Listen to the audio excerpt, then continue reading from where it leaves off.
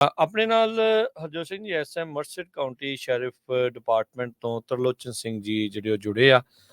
ਯਾਦ ਹੋਣਾ ਆਪਣੇ ਸਰੋਤਿਆਂ ਨੂੰ, ਬੀਤੇ ਦਿਨਾਂ ਦੇ ਵਿੱਚ ਮੁੰਡਾ ਜਿਹੜਾ ਜਗਦੀਪ ਆ, ਜੋ ਕਿ ਮਰਸੈਡ ਰਿਵਰ ਦੇ ਵਿੱਚ ਗਿਆ ਸੀਗਾ। ਉੱਥੇ ਬਾਅਦ ਦੇ ਵਿੱਚ ਉਹ ਉੱਥੇ ਡੁੱਬ ਗਿਆ ਸੀਗਾ ਤੇ ਇਵੈਂਚੁਅਲੀ ਇਹੀ ਮੰਨਿਆ ਗਿਆ ਵੀ ਉਸ ਦਾ ਦੇਹਾਂਤ ਹੋ ਗਿਆ ਆ। ਤੇ ਜਿਹੜੇ ਤਰਲੋਚਨ ਸਿੰਘ ਜੀ ਉਹ ਆਪਣੇ ਨਾਲ ਕੁਝ ਉਸ ਮਾਮਲੇ ਬਾਰੇ ਜਿਹੜੀਆਂ ਅਪਡੇਟਸ ਆ ਉਹ ਸ਼ੇਅਰ ਕਰਨਗੇ। ਹਾਂਜੀ ਤਰਲੋਚਨ ਸਿੰਘ ਜੀ, ਸਵਾਗਤ ਹੈ। ਸਤਿ ਸ਼੍ਰੀ ਅਕਾਲ ਜੀ। ਹਾਂਜੀ ਭਾਈ, ਸਤਿ ਸ਼੍ਰੀ ਅਕਾਲ। ਸਰੋਤਿਆਂ ਨੂੰ ਵੀ ਸਾਰਿਆਂ ਨੂੰ ਸਤਿ ਸ਼੍ਰੀ ਅਕਾਲ। ਸੋ ਸਰੋਤਿਆਂ ਨੂੰ ਵੀ ਦੱਸਦੇ ਜਾਈਏ ਵੀ ਤਰਲੋਚਨ ਸਿੰਘ ਹੁਣੀ ਮਰਸਡ ਕਾਉਂਟੀ ਸ਼ੈਰਿਫ ਦੇ ਲਈ ਕੰਮ ਕਰਦੇ। ਹਾਂਜੀ, ਉਸ ਡਿਪਾਰਟਮੈਂਟ ਦੇ ਲਈ ਆ। ਤੇ ਤਰਲੋਚਨ ਸਿੰਘ ਜੀ, ਕੀ ਅਪਡੇਟ ਆ ਜਗਦੀਪ ਦੇ ਜਿਹੜੇ ਉਹ ਕੇਸ ਦੇ ਵਿੱਚ ਜਿਹੜਾ ਉਹ ਡੁੱਬ ਗਿਆ ਸੀਗਾ, ਉਸ ਦੀ ਕੀ ਬੋਡੀ ਰਿਕਵਰ ਹੋ ਗਈ ਹੈ? ਉਸ ਦੀ ਬੋਡੀ ਜਿਹੜੀ ਹੈ ਕੱਲ ਸ਼ਾਮ ਦੀ 4:30 ਵਜੇ ਦੀ ਰਿਕਵਰ ਹੋ ਗਈ ਆ, ਪਰ ਇਹ ਜਿਹੜੇ ਸਰਕਮਸਟੈਂਸ਼ੀਅਲ ਜਿਹੜਾ ਹੈਗੀ ਆਈਡੈਂਟੀਫਿਕੇਸ਼ਨ ਉਹਦੇ ਹਿਸਾਬ ਦੇ ਨਾਲ ਉਹ ਕਨਫਰਮ ਆ, ਪਰ ਇਹ ਆ ਵੀ ਹਜੇ 100% ਕਨਫਰਮ ਨਹੀਂ ਹੋਇਆ ਕਿਉਂਕਿ ਹੁਣ ਉਹਦੀ ਆਟੋਪਸੀ ਚੱਲ ਰਹੀ ਹੈ। ਤੇ ਉਸ ਤੋਂ ਬਾਅਦ ਲਾਸਟ ਨਾਈਟ ਅਸੀਂ ਟਰਾਈ ਕੀਤੀ ਸੀ ਫਿੰਗਰਪ੍ਰਿੰਟ ਕਿਸੇ ਦਾ ਮਿਲ ਜਾਣ, ਤੇ ਫਿੰਗਰਪ੍ਰਿੰਟ ਨਾ ਮਿਲਣ ਕਰਕੇ ਉਹ ਜਿੱਥੇ ਪੈ ਗਿਆ ਸੀਗਾ। ਤੇ ਅਜੇ ਲੱਗਦਾ ਉਹੀ ਆ, ਮਤਲਬ ਕਿ ਜਿਹੜੇ ਕੱਪੜਿਆਂ ਦੀ ਜਿਹੜੀ ਡਿਸਕ੍ਰਿਪਸ਼ਨ ਸੀਗੀ ਜਾਂ ਬਾਡੀ ਉਹਦੀ ਡਿਸਕ੍ਰਿਪਸ਼ਨ ਆ ਉਹ ਸਾਰੀ ਮੈਚ ਕਰਦੀ ਆ। ਤੇ ਅਜੇ 100% ਅਸੀਂ ਕਨਫਰਮ ਕਰ ਰਹੇ ਹਾਂ ਵੀ ਮਤਲਬ ਕਿ ਉਹਦੀ ਆਈਡੀ ਜਿਹੜੀ ਆ ਮਿਲ ਜੀ। ਤੇ ਸੋ ਬਹੁਤ ਮਾੜੀ ਖਬਰ ਆ, ਬੜਾ ਜੰਗ ਨੌਜਵਾਨ ਸੀ ਤੇ ਬਹੁਤ ਜ਼ਿਆਦਾ ਜੀ। ਸੋ ਆਪਣੇ ਤਰਲੋਚਨ ਭਾਜੀ, ਅੱਜ ਕੱਲ ਜਿੰਨੇ ਵੀ ਦਰਿਆ ਹੈਗੇ ਆ, ਲੇਕਸ ਆ, ਬੜੀਆਂ ਫੁੱਲ ਹੈਗੀਆਂ। ਸੋ ਜਿਹੜੇ ਸਾਡੇ ਸਰੋਤੇ ਆ ਪੰਜਾਬੀ ਰੇਡੀਓ ਯੂਐਸਏ ਦੇ, ਬਹੁਤ ਵਾਰ ਆਪਣੇ ਪਰਿਵਾਰ ਇਹਨਾਂ ਦਰਿਆਵਾਂ 'ਚ ਚਲੇ ਜਾਂਦੇ ਆ, ਬੋਟ ਲੈ ਕੇ ਚਲੇ ਜਾਂਦੇ। ਉਹਨਾਂ ਨੂੰ ਸੇਫਟੀ ਲਈ ਤੁਸੀਂ ਕੀ ਕਹਿਣਾ ਚਾਹੁੰਦੇ ਆ? ਮੈਂ ਇਹੋ ਹੀ ਇੱਕ ਵੱਡੀ ਗੱਲ ਕਹਿਣੀ ਚਾਹੁੰਦਾ ਵੀ ਅਗਰ ਤੁਸੀਂ ਦਰਿਆਵਾਂ ਤੇ ਜਾਣਾ ਵੀ ਆ, ਤੁਸੀਂ ਆਪਣਾ ਕਰੋ ਜੋ ਵੀ ਫਨ ਕਰਨਾ ਆ, ਪਰ ਤੁਹਾਨੂੰ ਸੇਫਟੀ ਜੈਕਟ ਜਿਹੜੀ ਆ ਉਹ ਨਾਲ ਰੱਖਣੀ ਚਾਹੀਦੀ ਜਦੋਂ ਤੁਸੀਂ ਪਾਣੀ ਦੇ ਕੰਢੇ ਤੇ ਜਾਂਦੇ ਆ। ਤੇ ਇਹ ਕਦੇ ਵੀ ਇਸ ਚੀਜ਼ ਦਾ ਨਾ ਕਰੋ ਵੀ ਮਤਲਬ ਕਿ ਨਾ ਕੋਈ ਗੱਲ ਨਹੀਂ, ਮੈਂ ਬੋਟ ਤੇ ਹੀ ਆ, ਮੈਂ ਉਹਦੇ ਤੇ ਹੀ ਆ। You never know what is going to happen ਜੀ। ਐਂਡ ਆਹ ਦੇਖ ਲਓ, ਸਪਲਿਟ ਸੈਕਿੰਡ ਦਾ ਹੈਪਨ ਆ। ਮਤਲਬ ਕਿ ਮੁੰਡਾ 17 ਸਾਲ ਦਾ, ਅਜੇ 6 ਮਹੀਨੇ ਹੋਏ ਇੱਥੇ ਆਏ ਨੂੰ, ਇਕੱਲਾ ਮੁੰਡਾ ਸੀਗਾ। ਤੇ ਬੜੀ ਟ੍ਰੈਜਡੀ ਵੱਡੀ ਆ ਫੈਮਿਲੀ ਦੇ ਨਾਲ। ਬਿਲਕੁਲ।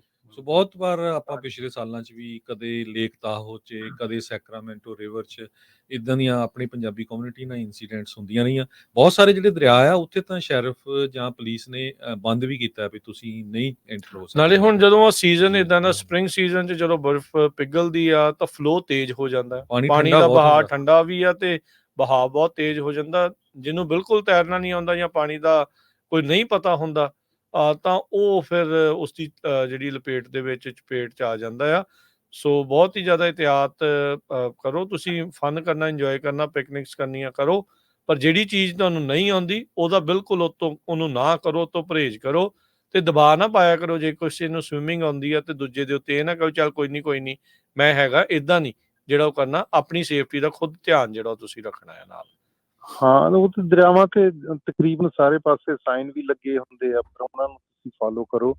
ਇਹ ਕਦੇ ਨਾ ਕਰੋ ਵੀ ਮਤਲਬ ਕਿ ਮੈਂ ਹੁਣ ਕੋਈ ਗੱਲ ਨਹੀਂ, ਮੈਨੂੰ ਇਹ ਮੇਰੇ ਨਾਲ ਦੇ ਹੈਗੇ, ਮੇਰੇ ਨਾਲ ਉਸ ਦਰਿਆ ਤੇ ਉਸ ਘੰਟੇ ਦੇ ਵਿੱਚ ਹੀ ਉਹ 3-4 ਫੁੱਟ ਦਰਿਆ ਚੜ ਗਿਆ ਸੀਗਾ ਪਾਣੀ ਦੇ ਨਾਲ, ਕਿਉਂਕਿ ਪਿੱਛੋਂ ਗੇਟ ਖੋਲਤੇ ਸੀਗੇ, ਉਹ ਪਾਣੀ ਇੱਕਦਮ ਆਇਆ, ਉਹ ਨਾਲ ਹੀ ਉਹਨੂੰ ਲੈ ਕੇ ਮੁੰਡੇ ਨੂੰ ਚਲੇ ਗਿਆ। ਹਾਂ, ਸੋ ਇਸ ਕਰਕੇ ਮਤਲਬ ਕਿ ਮੇਰਾ ਤਾਂ ਆਪਣੀ ਸੁਸਾਇਟੀ, ਆਪਣੇ ਕਮਿਊਨਿਟੀ ਨੂੰ ਇਹੋ ਕਹਿਣ ਦੀ ਗੱਲ ਆ ਵੀ ਮਤਲਬ ਕਿ ਇਹ ਧਿਆਨ ਰੱਖੋ, ਬੱਚਿਆਂ ਦਾ ਵੀ ਰੱਖੋ। ਤੇ ਜੇ ਤਰਨਾ ਨਹੀਂ ਆਉਂਦਾ, ਸੇਫਟੀ ਜੈਕਟ ਜ਼ਰੂਰ ਕੋਲ ਰੱਖੋ। ਤੇ ਦਰਿਆ ਅੱਜ ਕੱਲ੍ਹ ਬਹੁਤ ਮਤਲਬ ਕਿ ਚੜੇ ਉਹ ਆ, ਰੱਬ ਨੇ ਪਾਣੀ ਦਿੱਤਾ ਬਹੁਤ ਜ਼ਿਆਦਾ। ਤੇ ਇਹ ਜੇ ਨਹੀਂ ਵੀ ਉਹ ਛੱਡਦੇ ਤਦ ਵੀ ਆਪਾਂ ਔਖੇ ਹੋਣਾ ਆ, ਜੇ ਉਹ ਛੱਡਦੇ ਆ ਤਾਂ ਤਦ ਵੀ ਆਪਾਂ ਔਖੇ ਆ। ਪਰ ਇਹ ਆ ਵੀ ਇਸ ਚੀਜ਼ ਨੂੰ ਥੋੜ੍ਹਾ ਜਿਹਾ ਅਵੋਇਡ ਕਰ ਲਓ, ਤੇ ਜਿਹਦੇ ਨਾਲ ਕੋਈ ਇਸ ਤਰ੍ਹਾਂ ਦਾ ਫੈਮਿਲੀ ਦਾ ਜਿੱਦਾਂ ਦਾ ਆਇਆ ਹੈਪਨ ਹੋਇਆ, ਇਕੱਲਾ ਮੁੰਡਾ ਸੀਗਾ, ਮਤਲਬ ਕਿ ਦੋਨੇ ਭੈਣ ਭਰਾ ਹੀ ਸੀਗੇ। ਤੇ ਬਹੁਤ ਵੱਡੀ ਟ੍ਰੈਜਡੀ ਆ। ਬਿਲਕੁਲ, ਅਸੀਂ ਸਾਰੇ ਪੰਜਾਬੀ ਰੇਡੀਓ ਯੂਐਸਏ ਟੀਮ ਪਰਿਵਾਰ ਦੇ ਨਾਲ ਦੁੱਖ 'ਚ ਭਾਈਵਾਲ ਹਾਂ। ਪਰਿਵਾਰ ਬੜਾ ਅਪਸੈਟ ਸੀ ਕੁਛ ਦਿਨਾਂ ਤੋਂ, ਕਿਉਂਕਿ ਹੁਣ ਉਹ ਕਹਿੰਦੇ ਵੀ ਸਰਚ ਰੈਸਕਿਊ ਵੀ ਬੰਦ ਹੋ ਗਿਆ ਆ। ਸੋ ਕਾਫੀ ਡਾਈਵਰ ਦੀ ਉਹ ਮੰਗ ਕਰ ਰਹੇ ਸੀ, ਉਹ ਸ਼ਹਿਰੀ ਡਿਪਾਰਟਮੈਂਟ ਨੂੰ ਵੀ ਕਹਿ ਰਹੇ ਸੀ ਵੀ ਭਾਈ ਸਾਨੂੰ ਜਿਹੜੇ ਡਾਈਵਰ ਆ ਉਹ ਜਾਣ ਦਿੱਤਾ ਜਾਵੇ। ਜੇ ਤਰਲੋਚਨ ਸਿੰਘ ਜੀ, ਜੇ ਤੁਸੀਂ ਥੋੜਾ ਜਿਹਾ ਦੱਸ ਸਕਦੇ ਵੀ ਕਿਹੜੇ ਸਰਕਮਸਟੈਂਸਿਸ ਦੇ ਵਿੱਚ ਤੁਹਾਨੂੰ ਕਿਸੇ ਦੀ ਕਾਲ ਆਈ ਸੀ, ਜਾਂ ਤੁਹਾਡੇ ਜਿਹੜੇ ਡਾਈਵਰਸ ਆ ਉਹਨਾਂ ਨੂੰ ਇਹ ਪਤਾ ਲੱਗਾ ਸੀਗਾ ਬੋਡੀ ਦੇ ਬਾਰੇ, ਜਾਂ ਉਹਨਾਂ ਦੇ ਪ੍ਰਾਈਵੇਟ ਡਾਈਵਰਸ ਦੇ ਥਰੂ ਪਤਾ ਲੱਗੀ ਇਹ ਸਾਰੀ ਗੱਲ? ਇਹ ਤੇ ਫਾਰਮਰ ਦੀ ਕਾਲ ਆਈ ਸੀਗੀ, ਉਹ ਕਿਤੇ ਦਰਿਆ ਤੇ ਬੈਠੇ ਸੀਗੇ ਆਪਣੇ ਘਰ ਦੇ ਕੋਲ। ਠੀਕ ਹੈ। ਤੇ ਹਾਂ, ਉਹਨਾਂ ਦੀ ਕਾਲ ਆਈ ਸੀਗੀ ਤੇ ਉੱਥੋਂ ਸਾਨੂੰ ਪਤਾ ਲੱਗਾ, ਫਿਰ ਅਸੀਂ ਉਸੇ ਵੇਲੇ ਚਲੇ ਗਏ ਆ। ਤੇ ਇਹ ਦੇਖ ਲਓ, ਪਾਣੀ ਇੰਨਾ ਤੇਜ਼ ਸੀਗਾ, ਸਾਡੇ ਜਾਣ ਤੱਕ ਉਹ 1 ਮੀਲ ਜਿਹੜਾ ਬੰਦਾ ਬੋਡੀ ਚਲ ਗਈ। ਸੋ ਜਿਹੜੀ ਥਾਂ ਦੇ ਉੱਤੇ ਹਾਦਸਾ ਵਾਪਰਿਆ ਸੀ, ਉਹਦੇ ਤੋਂ ਕਿੰਨੀ ਦੂਰ ਜਾ ਕੇ ਬੋਡੀ ਜਿਹੜੀ ਇਹ ਮਿਲੀ? ਤਕਰੀਬਨ ਕੋਈ 8 ਜਾਂ 9 ਮੀਲ ਦੀ 8 ਜਾਂ 9 ਮੀਲ ਦੂਰ ਜਿਹੜੀ ਉਹ ਜਾ ਕੇ ਡਾਊਨ ਸਟ੍ਰੀਮ ਜਿਹੜੀ ਆ ਮੇਨ ਦੇ ਵਿੱਚ ਸੀ, ਜਾਂ ਕਿਸੇ ਟ੍ਰਿਬਿਊਟਰੀ ਦੇ ਵਿੱਚ ਚਲੇ ਗਈ ਸੀ ਇਹ ਬੋਡੀ?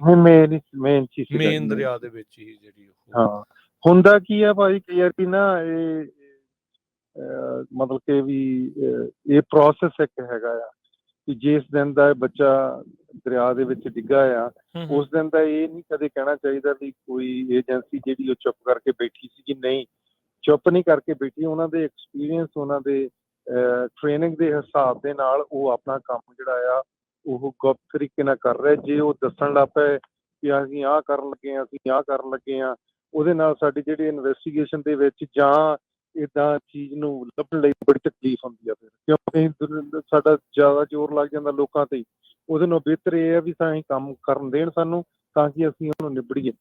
ਜਿਹੜਾ ਪਾਣੀ ਆ ਇਸ ਵੇਲੇ, ਪਾਣੀ ਠੰਡਾ ਬਹੁਤ ਆ ਜੀ, ਫਿਰ ਪਾਣੀ ਹੈ ਬਹੁਤ ਹੈ ਦਰਿਆ ਦੇ ਵਿੱਚ। ਬਿਲਕੁਲ। ਫਿਰ ਤੀਸਰੀ ਵੱਡੀ ਗੱਲ ਇਹ ਆ ਰਹੀ ਹੈ, ਦਰਿਆ ਦੇ ਵਿੱਚ ਦਰਖਤ ਬਹੁਤ ਬੜੇ ਆ।